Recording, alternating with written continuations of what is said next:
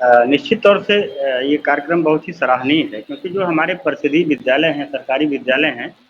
यहाँ जिस परिवेश से बच्चे आते हैं वो काफ़ी गरीब परिवार से होते हैं और वो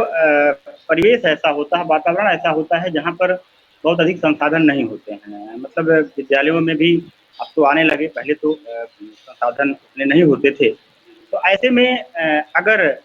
ज़ीरो इन्वेस्टमेंट इनोवेशन की तरफ हम बढ़ते हैं, तो निश्चित तौर से ये एक बहुत ही प्रशंसनीय कदम है। यद्यपि जनपद के बहुत सारे टीचर पहले से ये कर रहे हैं, लेकिन विगत दिनों में जिस तरह से श्री अरबिंदो सोसाइटी की सक्रियता इस दिशा में बढ़ी है, निश्चित तौर से ये हमारे शिक्षकों का उत्साहवर्धन कर रही है। मुझे लगता है 2 से 3 महीने पहले जो श्री अरबिंदो सोसाइटी के प्रतिनिधि हैं श्री अभिषेक जी, इनके साथ हम लोगों का एक कार्यक्रम हुआ था, बीएसए सर भी उसमें थे, कुछ टीचरों को उसमें सम्मानित भी किया गया था। तो निश्चित तौर से जो अच्छा काम करने वाले हमारे टीचर हैं, अगर उनको हम कुछ ना दें, एक प्रमाण पत्र दे करके ही सम्मानित कर दें, उनको ये लगता है कि उनके कार्य को हम एप्रिशिएट करते हैं, तो निश्चित तौर से उनका मनोबल बढ़ता है और ये छात्र हित में, विद्यालय हित में, शिक्षक हित में, अभिभावक हित में, सबके लिए ये बहुत ही लाभदायक है। निश्चित तौर से प्रेरित करने के लिए एक सशक्त माध्यम है रोल मॉडल स्कूल। इस तरह से मॉडल स्कूल पहले से भी चल रहे हैं, लेकिन जो श्री अरबिंदो सोसाइटी ने प्रारंभ किया है,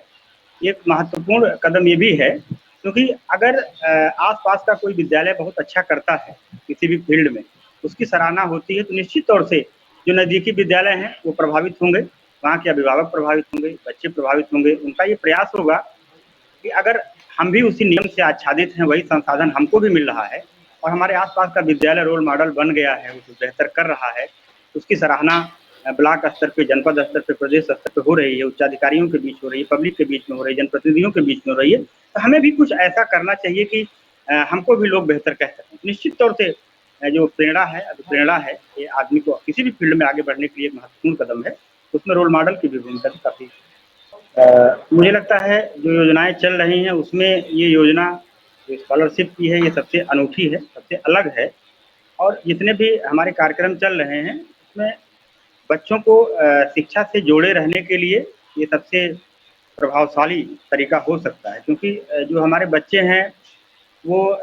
आर्थिक रूप से पिछड़े परिवेश से होते हैं। ऐसे में अगर उनको कुछ इस तरह का प्रलोभन होता है, तो इसके ज़रिए वो विद्यालय से जुड़े रहने में, शिक्षा से जुड़े रहने में ज़्यादा बेहतर समझते हैं।